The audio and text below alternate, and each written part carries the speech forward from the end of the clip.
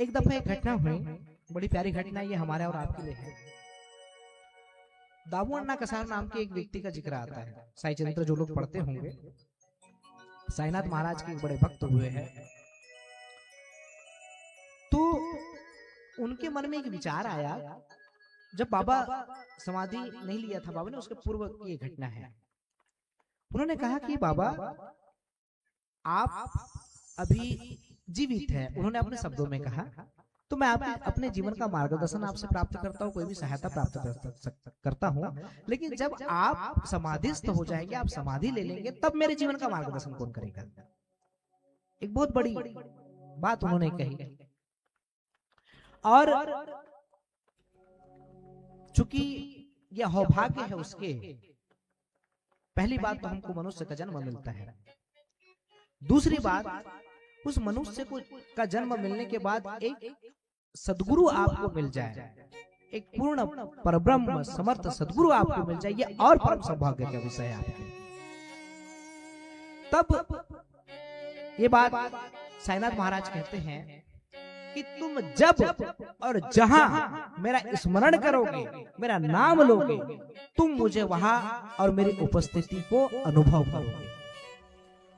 मैं समाधि ले रहा हूं, मैं समाधिस्थ हो रहा हूं, तो मुझे ये मत समझना कि मैं नहीं हूं। तुम जहां और जब मेरा ध्यान करोगे, मैं वहां उपस्थित हो जाऊंगा तुम्हारी सहायता के लिए। और साईनाथ महाराज इस वचन का आज भी पालन कर रहे हैं, आज भी उसको निभा रहे हैं।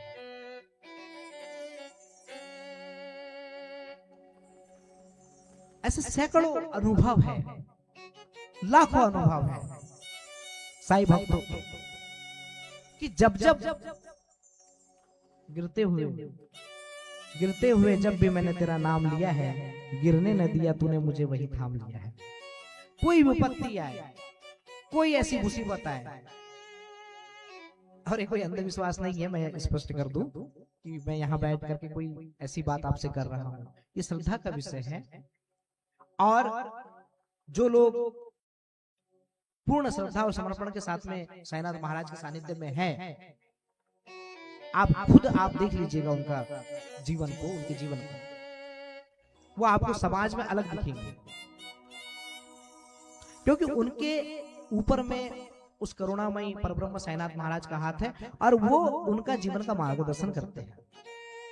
और याद रखिए, केवल मार्गदर्शन ही नहीं करते, यदि तुम किसी गलत राह पर चले भी जाओगे तो वो खींच करके वापस ला लेते हैं, गलत मार्ग पे वो चलने नहीं देते। तो साईनाथ महाराज 1918 में उन्होंने दशहरे के दिन महासमाधि ली। उसके बाद वो और भी जीवंत हो उठे हैं, और भी ज्यादा भक्तों के करीब हो गए हैं, और लाखों लोगों को अपना अनुभव प्रदान करते हैं। और यही कारण है कि उनके समाधि के 100 वर्ष हो जाने के बावजूद भी उनकी प्रासंगिकता और बढ़ते जा रही है, उनके चाहने वाले, उनके मानने वाले बढ़ते जा रहे हैं। नित अनुभव वो देते हैं भक्तों को। अभी मैंने कल ही जिक्र किया था, मैंने 2 महीने की पहले की घटना है, द्वारका माई में एक प्रसंग हुआ, आपने सोशल मीडिया के माध्यम से इसको देखा और सुना होगा, कि एक उत्तराखंड से परिवार आता है, वो अपने 10-12 साल के बच्चे को लेकर के वो महिला आती है, और बचपन से उस बच्चे की एक आंख की रोशनी नहीं थी, और जैसे वो द्वारका माई में अपने बच्चे को ले जाती है दर्शन करने के लिए, तो द्वारका माई में धुनी माई के जस्ट आगे में बाबा का सजीव चित्र लगा हुआ है, वहां से एक रोशनी निकलती है, और वो रोशनी उस बालक के आंखों में जाती है, और वो आंख बंद कर देता है, और जब खोलता है तो उसके आंखों की रोशनी वापस आ जाती है। यह अभी की घटना है। तो ऐसे अनगिनत अनुभव है, लेकिन उनके मार्ग पे चलने के लिए और उनसे कृपा और आशीर्वाद प्राप्त करने के लिए कुछ चीजों का होना आवश्यक है। आज कथा का अंतिम दिन है, आप सभी लोग बहुत ही अपना अमूल्य समय निकाल करके यहाँ आए हुए हैं, तो कुछ ले करके जाए यहाँ से। सोनकर जी ने इतनी अच्छी व्यवस्था की है, और इन कार्यक्रमों के पीछे बहुत मेहनत लगती है। पिछले 1 महीने से 1 माह से वो लगे हुए हैं, उनका पूरा परिवार और उनके पूरे सहयोगी लगे हुए हैं। तो इन तमाम कार्यक्रमों को करने के पीछे बड़ा ही मेहनत और बड़ी निष्ठा और बहुत समर्पण चाहिए होता है। तो यहाँ पर आप बैठे हुए हैं, आप सुन रहे हैं, तो कुछ ले करके जाइए आप। तो मेरा भी कहने की कुछ सार्थकता होगी और आपके बैठने की भी कुछ सार्थकता होगी। नहीं तो फिर वही है, साईनाथ महाराज की कृपा प्राप्त करने के लिए आपके भीतर में कुछ चीजों का होना आवश्यक है। और केवल उनकी कृपा प्राप्त करने के लिए ही नहीं, एक सामान्य जीवन जीने के लिए भी कुछ ऐसी चीजें होती है जो मानवता के लिए बड़ी अनिवार्य होती है। वो ये साबित करती है कि आप मनुष्य हैं। आप साईनाथ महाराज के पूरे जीवन चरित्र को देखेंगे तो पूरा खुला दरबार है उनका। उनकी पूजा आराधना के लिए किसी भी आडंबर की आवश्यकता नहीं है, किसी विशेष पूजा पद्धति की आवश्यकता नहीं है। आवश्यकता है तो पूर्ण श्रद्धा की, पूर्ण समर्पण की और शुद्ध मन की। मन में यदि आपकी ईर्ष्या है, मन में यदि आपके तमाम सारे भाव है, तो आप उसके पास जाकर भी खाली के खाली लौटोगे। एक जीवन को ऐसे जीते हैं मानो हजारों साल जीने के लिए हम आए हुए हैं। बहुत कुछ समय है हमारे पास में। हम कबीर का एक भजन अभी हमने गाया, बालापन में खेला खाया, आई जवानी मस्त रहा, बुढ़ापे में रोग सताया, खाट पड़ा रह जाएगा। एक तो आदमी चेतता ही बहुत उम्र के बाद में है, उसको समझ ही बड़ी देर में आती है। जब समझ में आती है जब तीर कमान से निकल गया होता है, बहुत कुछ समय बचा होता है। और आज के समय में तो आप कुछ भी नहीं कह सकते। जिस तरह से हमारा खान पान है, जिस तरह से प्रकृति को हमने प्रदूषित कर दिया है, कब व्यक्ति कब चल बसे इसका कोई ठिकाना ही नहीं है। तो अब तो आपको बहुत जागरूक होकर के और बहुत ही संयमित होकर के जीवन को जीना चाहिए।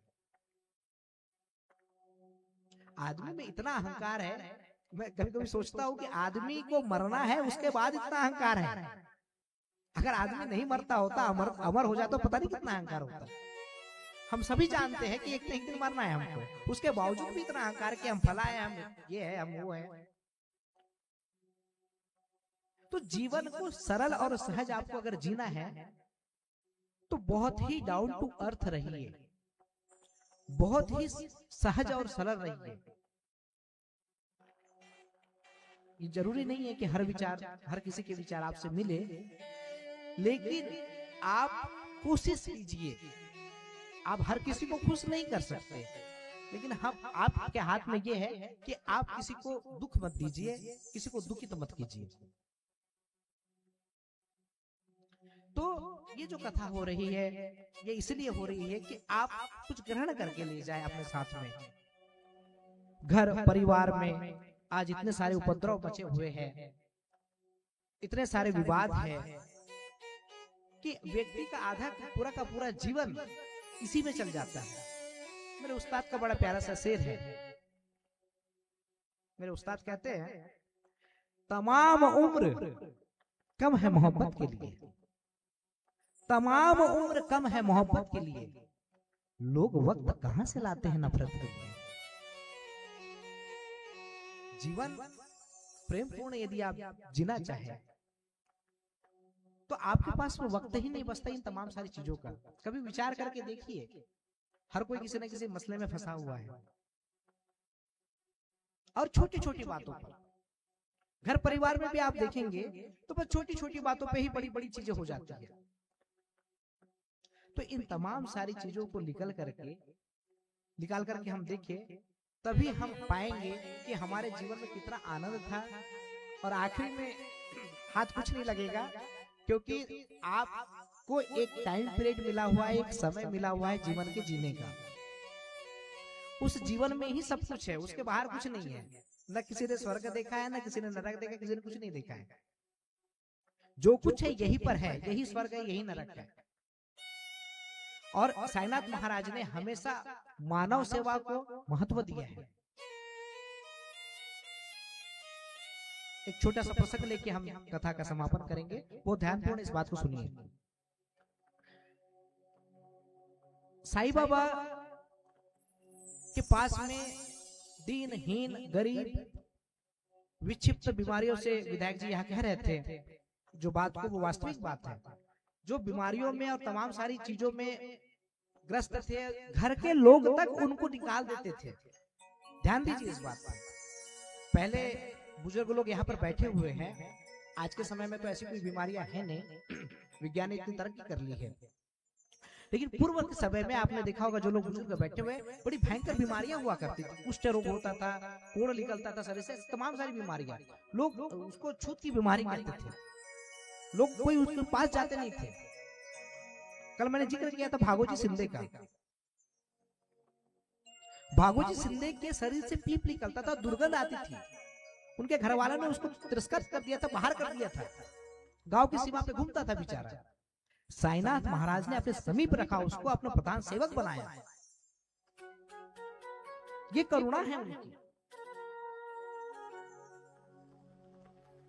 हमारे घर पे तो कोई दूसरे की बात कर, तो रिश्तेदारों की बात कर रहा हूं मैं। अगर कुछ रिश्तेदारों में कुछ लोग हैं जो थोड़ा सा आर्थिक रूप से कमजोर हैं, तो हम अवॉइड करने लगते हैं उनको, ये मैंने देखा हुआ है। और थोड़ा सा आर्थिक रूप से सुसंपन्न है, थोड़ा सा पैसे वाला है, तो वो घर पे आता है तो हमारी दृष्टि बदल जाती है, तुरंत पानी निकलने लगता है, नाश्ता निकलने लगता है, चाय निकलने लगता है, तो हम भेद करते हैं। तो ऐसी भेद वाली बुद्धि और ऐसे भेद वाले मन में साईनाथ महाराज विराजमान नहीं हो सकते हैं।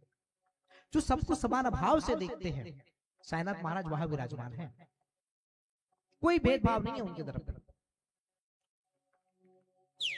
आज 25 तारीख है, क्रिसमस मना रहे हैं कई लोग। महर्षि रमण का एक जिक्र है, कुछ लोग जानते होंगे, बहुत आधुनिक युग के बहुत बड़े ऋषि हुए, अद्वैत के, ज्ञान के, ध्यान के बहुत बड़े ऋषि हुए महर्षि रमण।